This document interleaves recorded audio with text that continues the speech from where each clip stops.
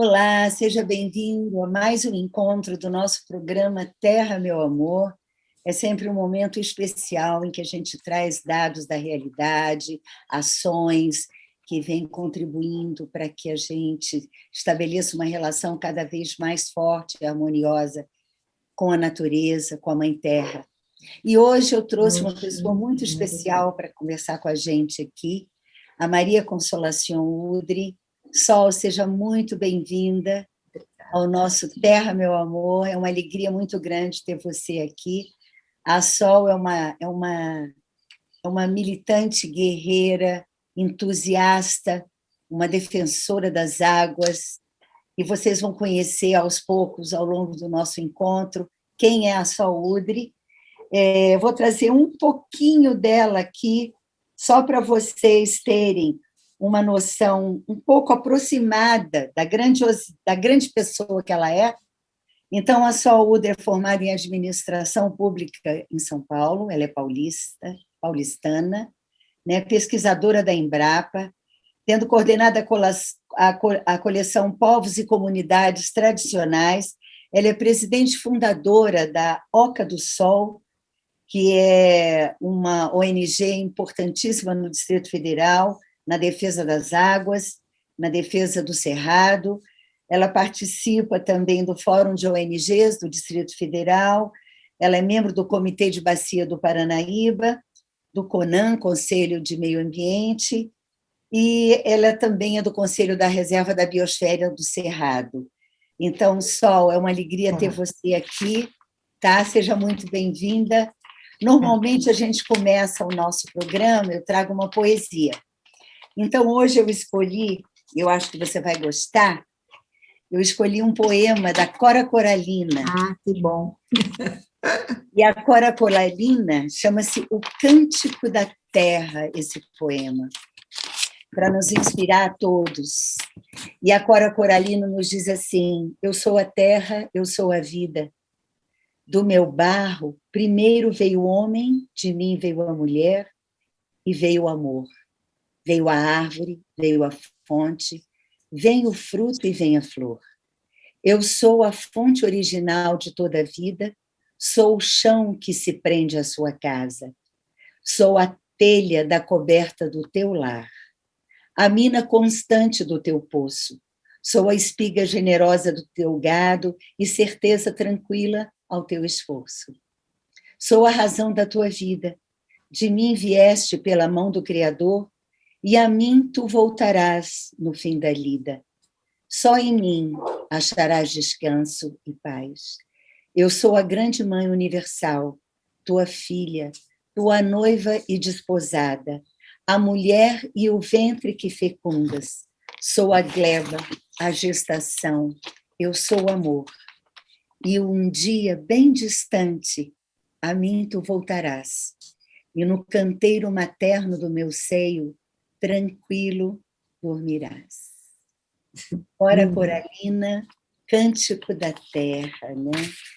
Então, Sol, você também é uma mulher que canta com as suas ações e encanta nesse movimento de proteção.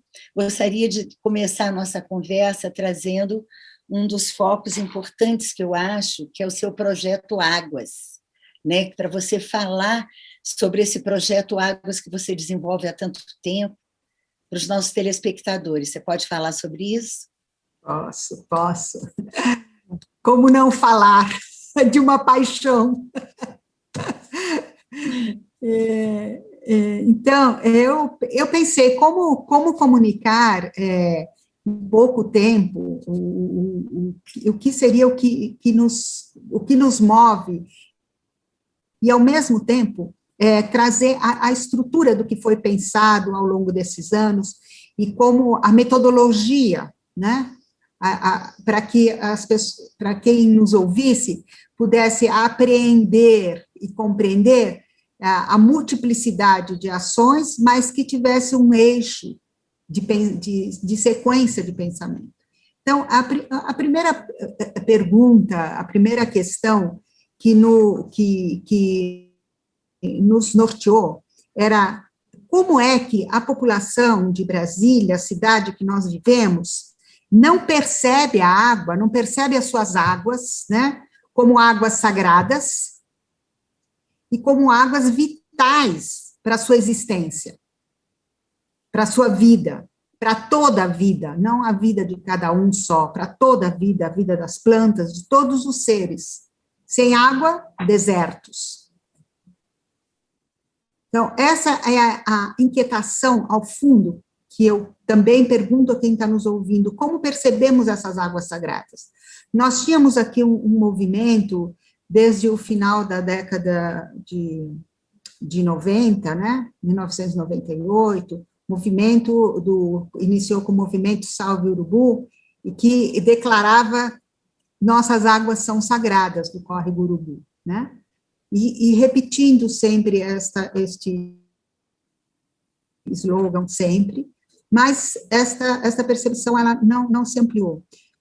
Então, no movimento mais extenso, a OCA, né, como uma organização da sociedade civil, propôs um curso de formação de lideranças, chamou formar lideranças, mas chamou movimentos, chamou o poder público, chamou escolas, e se realizou um grande curso de formação de lideranças, através da metodologia PG Macro, que é planejamento, gestão e macroeducação, né, que visa, né, o controle socioambiental e com o foco já nas águas. O controle socioambiental das águas pela comunidade num espaço território da Serrinha do Paranoá. Esta metodologia é uma metodologia de educação ambiental em que a comunidade, a partir desta capacitação, realizou um primeiro planejamento das ações, né, para o período 2015-2018. Então, qual o foco? Então, o foco seria o espaço território da Serrinha do Paranoá, que fica entre o Varjão e o Paranoá. Ela é uma região do Lago Norte, ela forma um corredor ecológico, se vocês olharem no mapa, para a fauna e flora nativa, e ela é um elo entre o Jardim Botânico, o Parque Nacional de Brasília, formada por inúmeros córregos nascentes, e responsável por grande parte da produção de água limpa do Lago Paranoá. Sim, Sol, importantíssimo isso que você está trazendo. Eu acho que os nossos telespectadores estão curiosos para saber o que é um corredor ecológico. Você pode explicar? Sim.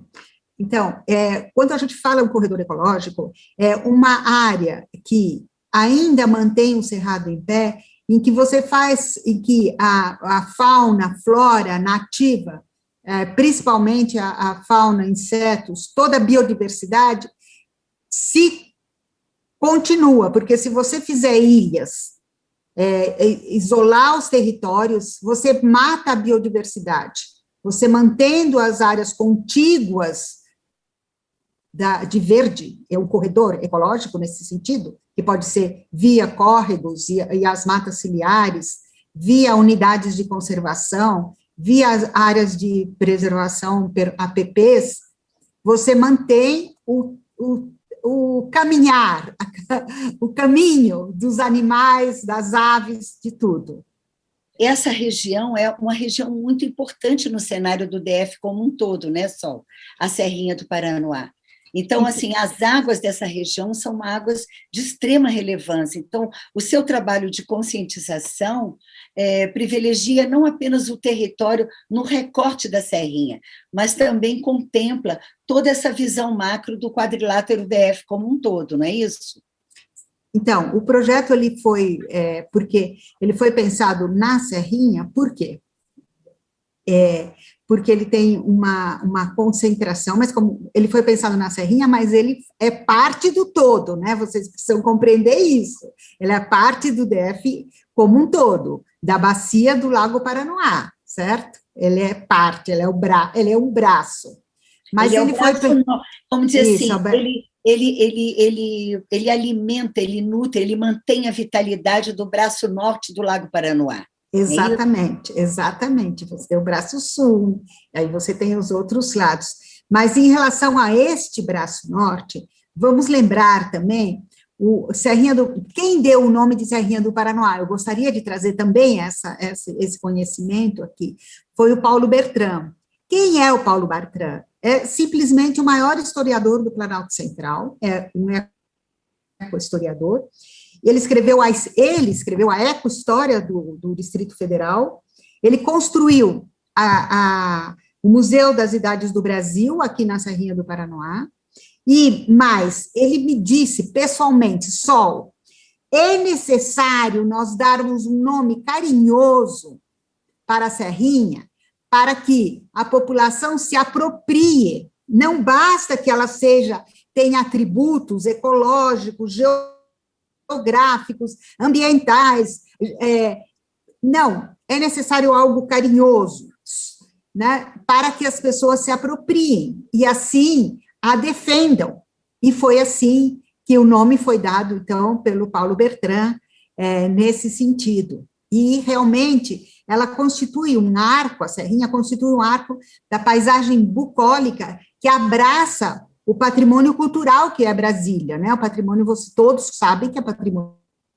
cultural pela Unesco, e a paisagem bucólica compõe totalmente esse patrimônio. Então, ela tem essa relevância, né?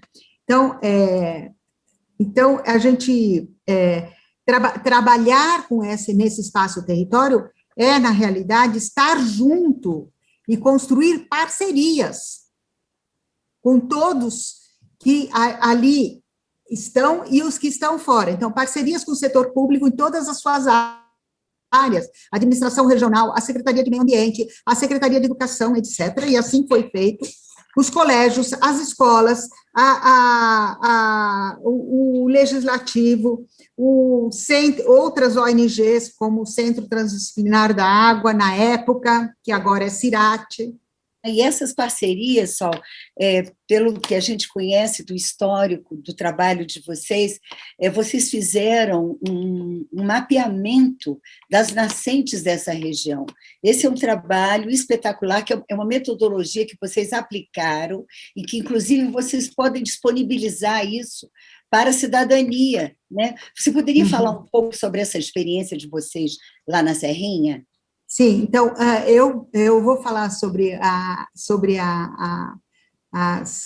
metodologia do Guardiãs das Nascentes, mas antes disso é necessário falar como é que surgiu. Então, teve um pacto socioambiental das águas, né? Porque no desenho do Projeto Água, para vocês entenderem, o desenho foi bastante complexo, 6 áreas de atuação, né? A área de preservação ambiental, a área de educação, a área de formação do ser, a área de agricultura, a área de regularização fundiária, enfim, foram 6 áreas.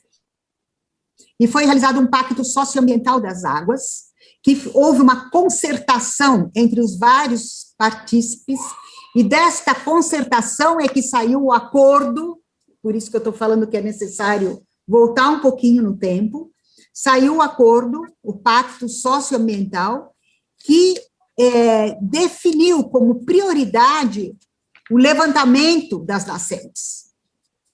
Daquele grupo, vão me acompanhando, vem vindo o grupo de formação de lideranças. Desse grupo formou-se o Pacto Socioambiental, assinado pelas várias partes, e nesse houve a concertação para escolher o que nós iríamos priorizar as nascentes. Então, saímos a campo todos, né, nesse sentido, a administração pública, os movimentos, etc., e neste processo é que, se, através do instrumental do WhatsApp, porque antes foi feito, desculpem, eu esqueci, antes foi feito um diagnóstico rápido participativo com 1.500 questionários nas escolas, com um mapeamento quadriculado da Serrinha do Paranoá, onde eles indicavam, os alunos indicavam o que tinham, e se tinha nascentes ou não, entendeu? Então, antes Então, teve todo um trabalho preparatório, de maneira que já se sabia, através desse diagnóstico rápido e participativo, onde estariam as nascentes. E o passo seguinte foi convocar, através do Conselho de Desenvolvimento Rural Sustentável, percebam que é uma construção muito coletiva, o Conselho de Desenvolvimento Rural Sustentável convocar as associações dos núcleos rurais, mais as escolas com diagnóstico rápido participativo, para levantar as nascentes, através do quê? Do WhatsApp. E o que nascente indicar no WhatsApp e enviar essa localização para a administração regional, que era a nossa parceira, que tinha um geólogo que plotou essas nascentes todas no mapa e formou um mapa geral. Assim, nós tivemos um mapa geral da região em 6 meses, coisa inédita, com mais de 90 nascentes, quando nos mapas oficiais não chegava a 10. Então, assim, só por esse relato, essa experiência, a gente já vê só a relevância que é o movimento de cidadania, a cidadania consciente, colaborando, somando, sendo ouvida e acolhida, né? Porque vocês, de fato, trouxeram um dado de realidade que ampliou e muito a consciência e a noção da relevância daquele território no âmbito do Distrito Federal como um todo, né? E aí, quando vocês se deram conta dessas miríades de nascentes, o que isso representou nessa comunidade? Então, aí nós fizemos um folder, né, para divulgar, ampla divulgação, com um folder com as nascentes, o número, o nome, a localização, né, das nascentes do mapa, e tivemos também embates com este mapa das nascentes. O governo, então,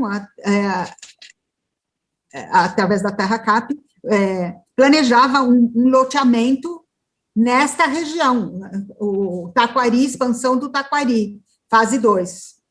Fase 2, e em cima, exatamente, desta região de alta concentração, entre o córrego Urubu e o Gerivá, onde tem a maior concentração de nascentes e onde tem 2 córregos.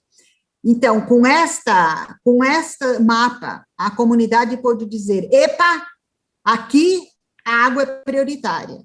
Além do mais, contamos com a ajuda e o apoio inestimável da pesquisa da UNB, com o Laboratório de Cidades Sensíveis à Água, né, coordenado pela professora Lisa Andrade, que fez uma tese de doutorado exatamente sobre desenho urbano sensível à água, trazendo novos conhecimentos para serem incorporados, né, no desenho urbano do Brasil, não é? De Brasília e da Serrinha. Mas já vejam que não estamos falando só desse espaço-território, são novas abordagens sobre o planejamento urbano, com soluções baseadas na natureza, considerando as águas, considerando o ciclo das águas, o desenho da natureza, para quê? Para não destruí-la, simplesmente. Sim, te ouvindo agora, me ocorre que isso dialoga diretamente com uma questão de gestão e de governança, né? Porque Sim. Isso aí dialoga diretamente com esse compromisso na gestão do território e o que se prioriza. E aqui em Brasília é importante a gente pontuar, né, Sol, que você trouxe essa questão desse parcelamento, desse projeto de ocupação, o histórico de Brasília, desde sempre, foi tirar o cerrado, aterrar nascentes, passar por cima de córregos, mudar cursos de água, e a gente está vendo agora, esse é um novo momento planetário, e a gente vê que o ser humano tem que dialogar de uma maneira diferente com o território. Então, esse material todo que vocês conseguiram construir coletivamente, ele tem uma repercussão e um significado muito grande na gestão do território, né, Sol? Então, foi importante você colocar essa questão da gestão do território, porque 2 fatos importantes aconteceram e nos apoiaram demais. Primeiro, a construção, estava sendo construído o zonamento econômico-ecológico, né, que em 2019, 20, foi aprovado como lei. No entanto, naquele momento, em 2016, era uma construção. O fato de ocorrer o levantamento das nascentes e visibilizar que ali havia muita água, levou a que o próprio poder público priorizasse aquela área, também aprofundasse os seus estudos e indicasse aquela área de interesse em atividades econômicas não poluidoras, né, dada a relevância da área. Então, essa colaboração entre setor público e comunidade é muito importante para você ir construindo uma nova consciência, uma nova sociedade. Sim, e agora, nesse momento, eu estou vendo o movimento de vocês para a criação de um parque lá naquela região, né, Sol? Vocês fizeram várias iniciativas, inclusive a primeira trilha, que é uma trilha que assegura a questão da acessibilidade. Você poderia falar um pouco sobre esse Parque Pedra dos Amigos, né? Sim, então, novamente, você pergunta, mas eu tenho que pontuar na história, na construção coletiva. Então, claro. dentro desse projeto de planejamento 2015 e 2018, e do grupo de governança do Projeto Águas, então, a primeira prioridade, já disse, foram as nascentes, do qual resultou os Guardiões das Nascentes, que depois ainda retoma algum assunto, e o mapa. Mas a segunda prioridade é, agora que identificamos as nascentes, o que nós vamos fazer, que atividade nós vamos fazer para que essas nascentes sejam conservadas? Então, já havia na região muitas trilhas, muitos caminhantes, e nós tivemos a ideia de, nós, junto com os trilheiros, com os bicicleteiros, com nós, digo nós, né, mesmo nós, de fazer um projeto, mas aí o projeto foi levado pela Oca do Sol, né, a proposta foi da Oca do Sol, mas a construção é coletiva, né, quero frisar isso, por causa do grupo gestor do Projeto Águas, que é um pacto socioambiental que tem vários partícipes. Então, esse grupo propôs da gente apresentar um projeto para a Fundação Banco do Brasil, o projeto Ecotrilhas. Fizemos, mapeamos as trilhas, identificamos os animais mais importantes, que estão lá as placas para vocês verem, as plantas mais importantes dessa região, com 5 trilhas mapeadas. Foi feita essa primeira fase. A segunda fase, então, a primeira fase foi 2017, e saímos com um mapa das 5 trilhas. A segunda fase foi 2018 e 2019, executamos em 2019, e dentro das 5 trilhas, escolhemos uma trilha, que é a Pedra dos Amigos, para transformá-la numa trilha inclusiva, porque em Brasília não tinha nenhuma trilha inclusiva. Então, chamamos especialistas, arquitetos, topógrafos, para fazer uma trilha super, hiper caprichada, com todos os detalhes técnicos, e propusemos uma trilha, e com as associações, né, a Escola de Deficientes, né, o Portadores de Deficiência, associações, etc., para construir essa trilha. E assim o fizemos nesta área da trilha Pedra dos Amigos, onde tem uma pedra que tem uma vista maravilhosa. Só que essa pedra, com essa vista maravilhosa para a cidade, não era acessível para cadeirantes, né? Nem para deficientes, nem para idosos, né? Então, nós fizemos uma trilha adaptada, que agora todos podem ir até a Pedra dos Amigos e ver e partilhar o pôr do sol, o nascer do sol e a vista de Brasília.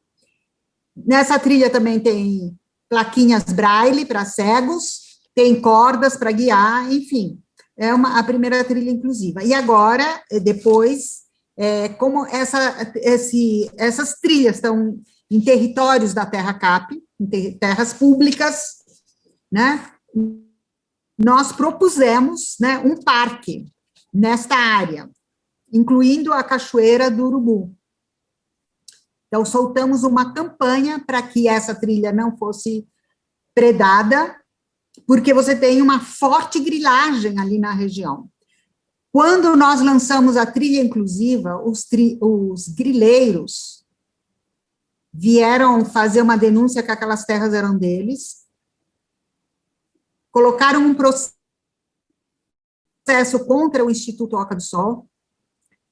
Enfim, ameaçaram, pregaram placas, enfim, os grileiros dessa região, grileiros organizadíssimos, não é uma coisa assim, não é ocupação, é grilagem, há uma diferença muito grande entre ocupação e grilagem. Aqui é uma grilagem de classe média, média alta, e em cima de patrimônio público, e em cima de uma área destinada ao lazer para toda Brasília, porque ali nessas trilhas vem gente de Ceilândia, Planaltina, Planaltina DF, Planaltina Goiás, você encontra gente de toda Brasília. Então, é um espaço, território para toda Brasília.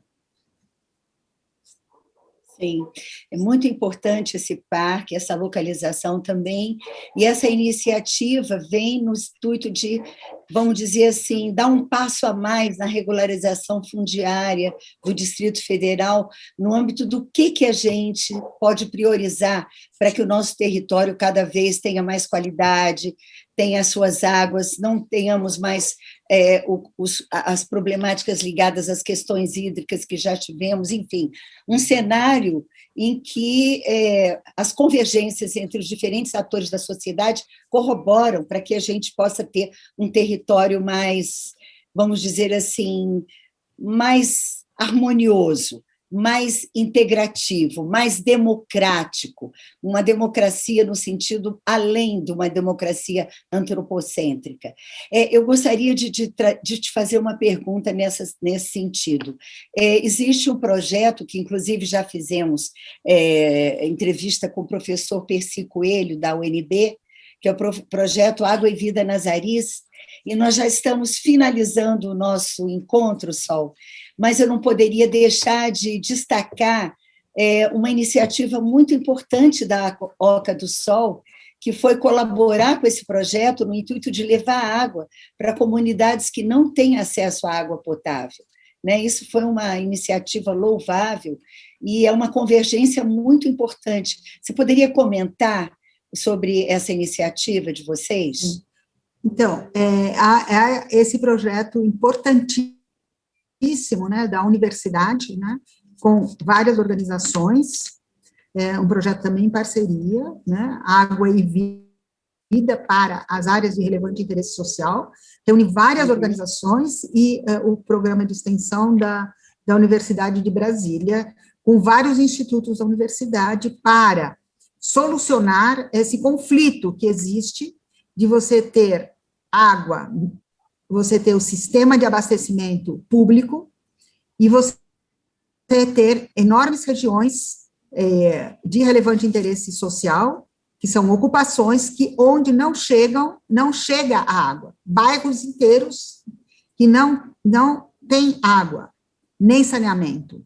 Parece que contabilizaram cerca de 200 mil pessoas nessa situação de vulnerabilidade, uma quantidade absurda. Na capital do Brasil, você ter 200 mil pessoas sem acesso à água é dramático demais, Então, em relação aos números, nós sempre sabemos, que quem é responsável por abastecer a água, a CAESB diz, não são esses números. Os pesquisadores que têm um compromisso mais cidadão, levantam uns números maiores. Então, se questionam os números, mas não importa, se fosse uma pessoa sem água, uma família sem água, já era gravíssimo, porque não se justifica. Imagina 100 mil, 150 mil, não vamos nas vírgulas dos números, vamos numa situação de pandemia em que a água é a saúde, a água é a própria, além da água ser sempre vida, neste caso, a água salva vidas.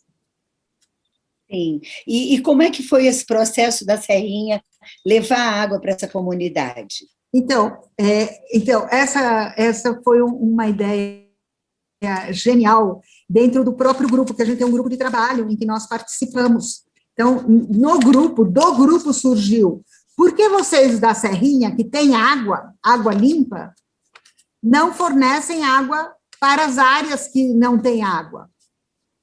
né? Então, surgiu essa pergunta. Eu falei, é uma coisa óbvia, vamos pôr isso em movimento. Vamos. Então, a ONB forneceu o caminhão, os galões, e nós aqui, com as minas, né, de água que nós temos, as fontes nascentes, então, privilegiamos de uma nascente que já abastece 600 pessoas, que tem, tem todos os laudos de abastecimento, tudo, e privilegiamos coletar desta nascente, embora tenhamos 100 nascentes. Sol, o nosso tempo já está acabando, a Marisol já está ali sinalizando. Eu quero agradecer muito a você, poderíamos conversar horas, quero parabenizar a todo esse movimento, toda essa comunidade, por essas conquistas, por esse trabalho. Gratidão, muito obrigada. Eu agradeço a todos vocês pela presença nesse nosso projeto, nesse nosso encontro. E, Sol, por favor, diga suas palavras finais, por favor. Então, as minhas palavras finais são um pacto humano, de humanidade, entre todos na nossa sociedade aqui em Brasília. Pela última fala, né? Levar água a quem não tem água. Perceber a água como sagrada, portanto, é um bem comum, um bem de todos, não pertence a ninguém. É pública, é de acesso a todos.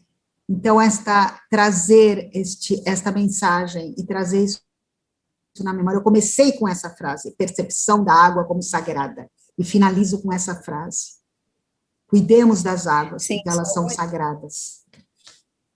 Sim, Sol. Muito obrigada a você por nos trazer essa mensagem tão edificante, e que todos nós possamos, a partir de agora, quando passar por aquela região ali da Serrinha do Paranoá, ter esse olhar inclusivo de conhecimento desse território, que é o nosso território. Então, muito obrigada pela sua atenção e até o nosso próximo encontro. Obrigada a vocês. Obrigada a vocês.